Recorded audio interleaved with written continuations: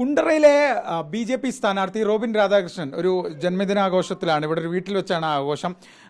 ദിവസങ്ങൾ മാത്രമായിട്ടുള്ളൂ BJP വന്നിട്ട്. ഒരു വലിയ രാഷ്ട്രീയ പോരാട്ടം നടക്കുന്ന ഒരു മണ്ഡലത്തിലാണ് വന്നിരിക്കുന്നത്. എതിരാളികൾ ശക്തരാണ്. എങ്ങനെയാണ് ഇവിടുത്തെ ഒരു മത്സരവും കാര്യങ്ങളൊക്കെ?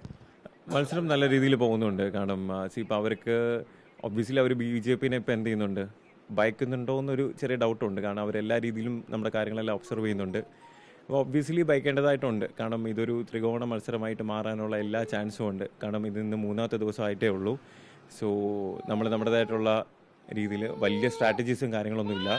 ഗ്രൗണ്ട് ലെവലിൽ എല്ലാവരും ഇറങ്ങി കാണുക, എല്ലാവരുടെയും സംസാരിക്കുക, ഇൻട്രാക്ട് ചെയ്യുക, അവർക്കൊരു കോൺഫിഡൻസ് കൊടുക്കുക.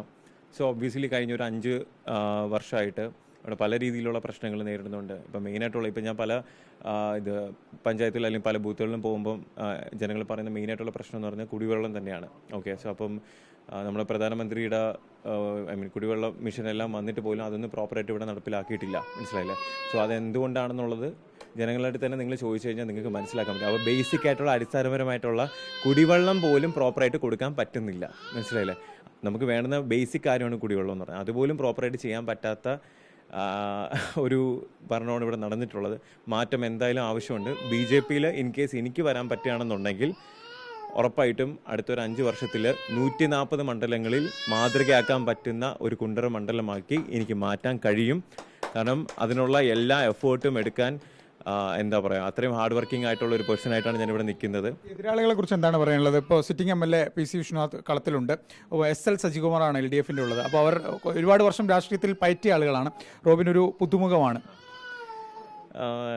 നമുക്ക് നമ്മളെ എതിരാളികൾ വലുതാകുമ്പോഴാണല്ലോ നമുക്ക് കുറേ കാര്യങ്ങൾ ചെയ്യാൻ പറ്റുന്നത്. മനസ്സിലായില്ലേ? സോ എതിരാളികൾ വലുതാവട്ടെ, അവരവരുടേതായിട്ടുള്ള രീതിയിലുള്ള കാര്യങ്ങൾ ചെയ്യട്ടെ, നമ്മുടേതായിട്ടുള്ള രീതിയിൽ ഹാർഡ് വർക്ക് ചെയ്യും. ഒരിക്കലും ഒരാളിനെ അടിച്ച് അമർത്തി അല്ലെങ്കിൽ അവരെ ആക്ഷേപിച്ച് അല്ലെങ്കിൽ അവരെ ഇൻസൾട്ട് ചെയ്തൊന്നും ഞാൻ ഒരിക്കലും മുന്നോട്ട് വരത്തില്ല. നമുക്ക് എന്തൊക്കെ കാര്യങ്ങൾ ചെയ്യാൻ പറ്റും അല്ലെങ്കിൽ എന്തൊക്കെ ഇവിടെ തെറ്റായിട്ട് നടന്നിട്ടുണ്ടോ അതെല്ലാം ചൂണ്ടിക്കാണിക്കുക.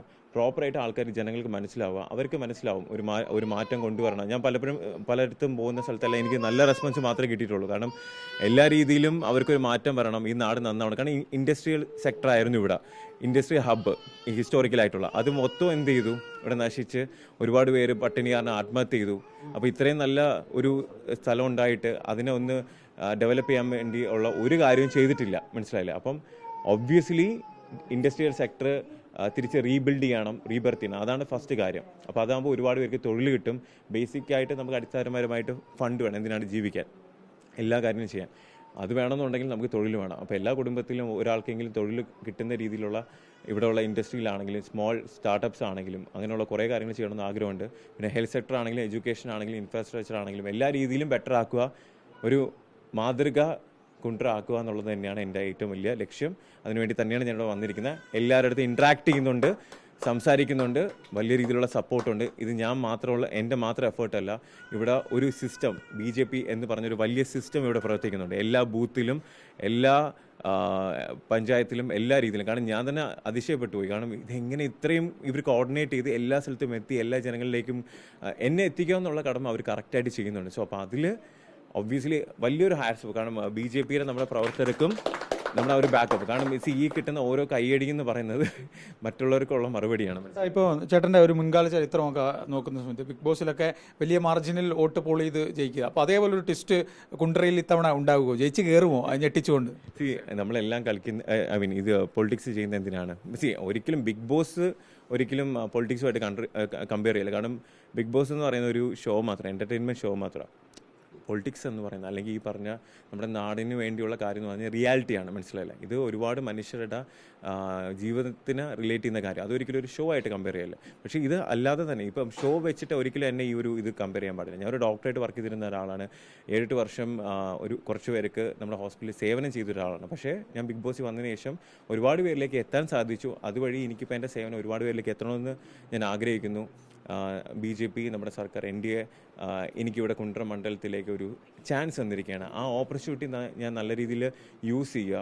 അതുവഴി എനിക്ക് ജയിക്കാൻ സാധിച്ചു കഴിഞ്ഞാൽ ഉറപ്പായിട്ടും കുണ്ടറേനെ ഞാൻ അടുത്ത ലെവലിലേക്ക് ഒരു ബെറ്റർ കുണ്ടറയാക്കാൻ മാറ്റും. ടാക്ടിക്സ് എന്താണ്? ഇനി വളരെ കുറച്ച് ദിവസമേ ഉള്ളൂ, 10-20 ദിവസം കൊണ്ട് പോളിംഗ് ബൂത്തിലെത്തും. എന്താണ് ടാക്ടിക്സ്? അങ്ങനെ ടാക്ടിക്സോ സ്ട്രാറ്റജീസോ ഒന്നും അങ്ങനെ വലുതായിട്ടില്ല. ഞാൻ ബേസിക്കായിട്ട് ചിന്തിക്കുന്നതെന്ന് വെച്ചാൽ മാക്സിമം എല്ലാവരിലേക്കും എത്തുക, എല്ലാവരെയും എനിക്ക് കാണാൻ സാധിക്കണം. മനസ്സിലായില്ല? എല്ലാവരുടെയും സംസാരിക്കാൻ കാണണം. അപ്പോൾ ചെറിയ ജസ്റ്റർ പോലും അവർക്കൊരു ഇമ്പാക്റ്റ് ഉണ്ടാക്കാം. നമ്മുടെ ഒരു ജസ്റ്റർ, അല്ലെങ്കിൽ ഞാനെന്ന് പറഞ്ഞൊരു വ്യക്തി, എനിക്ക് ഒരുപാട് കാര്യങ്ങൾ ചെയ്യാൻ പറ്റും. ആരും ചിന്തിക്കുന്നില്ല. പൊളിറ്റിക്കൽ പരമായിട്ടുള്ള കാര്യത്തിൽ ഞാൻ പെട്ടെന്നാണ് എൻ്റേതായിട്ടുള്ളൊരു വ്യൂ പറഞ്ഞത്. പക്ഷേ ഒബ്വിയസ്ലി ഞാൻ എനിക്ക് തോന്നുന്നു ഒരു സെലിബ്രിറ്റി എന്ന് അല്ലെങ്കിൽ ഒരു അറിയപ്പെടുന്ന ഒരാളെന്നുള്ള രീതിയിൽ BJP പാർട്ടീനെ സപ്പോർട്ട് ചെയ്ത് ഞാനൊരു BJP സപ്പോർട്ടറാണ് എന്ന് കോൺഫിഡൻറ്റോട് കൂടി പറഞ്ഞ ഒരാൾ ഞാൻ. അതിനുശേഷമാണ് പലരും പറയാൻ തുടങ്ങിയത്, മനസ്സിലായില്ല. കാരണം കേരളത്തിൽ എപ്പോഴും ഇടതുവശവും വലതുവശവും അങ്ങനെ മാറി മാറി ഭരിച്ച് മാക്സിമം കേരളത്തിന് ഒരു വഴിക്കാക്കിയിട്ടുണ്ട്. അപ്പം ഇനിയൊരു മാറ്റം കൊണ്ടുവരണമെന്നുണ്ടെങ്കിൽ ഉറപ്പായിട്ടും BJP സർക്കാർ തന്നെ വരണം. പിന്നെ ഇപ്പം നമ്മളെല്ലാവരും പറയാം, ബ്രോയിനി പറയാം, നമ്മുടെ മേയറിൻ്റെ കാര്യം എടുത്ത് നോക്കുകയാണെങ്കിൽ ട്രിവാൻഡ്രം മേയറിനെ പറ്റി തന്നെയാണ് എല്ലാവരും സംസാരിക്കുന്നത്. എനിക്ക് ഈ പറഞ്ഞ കോഴിക്കോടോ അല്ലെങ്കിൽ എറണാകുളം ഇവിടുത്തെ ഒന്നും മേയറിനെ എനിക്ക് അറിഞ്ഞൂടാ. VV രാജേഷ് എന്ന് പറഞ്ഞ മേയർ ഒരു എക്സാമ്പിളാണ്, ഒരു കോർപ്പറേഷൻ, മനസ്സിലായില്ലേ. അതേപോലെ നാളെ കുണ്ട്രം മണ്ഡലത്തിലെ ഡോക്ടർ റോബിൻ രാധാകൃഷ്ണൻ എന്ന് പറഞ്ഞ MLA ഒരു എക്സാമ്പിളാക്കി മാതൃകയാക്കി മറ്റുള്ളവർ പറയാൻ വേണ്ടി ആ ലെവലിലേക്ക് ഞാൻ എത്താനായിട്ട് മാക്സിമം ശ്രമിക്കും. അതിന് എൻ്റെ കൂടെ ഒരു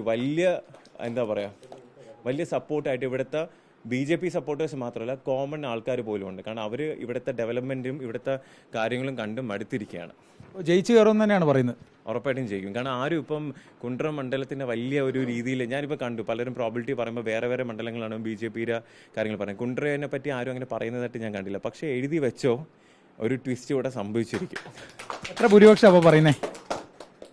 ഒരു വോട്ടാണെങ്കിലും അതൊരു സക്സസ് അല്ലേ? ആലോചിച്ചു, ഒരു വോട്ടാണെങ്കിലും അവിടെ നമുക്ക് കൊടുക്കാൻ പറ്റുന്നത്, ഞാൻ വലിയ ഭൂരിപക്ഷം എന്ന് പറഞ്ഞു, ഒരു വോട്ടിൽ എനിക്ക് ജയിച്ചാൽ മതി, മനസ്സിലായല്ലോ. ഒരു വോട്ട് അതിനുവേണ്ടി ട്രൈ ചെയ്യും.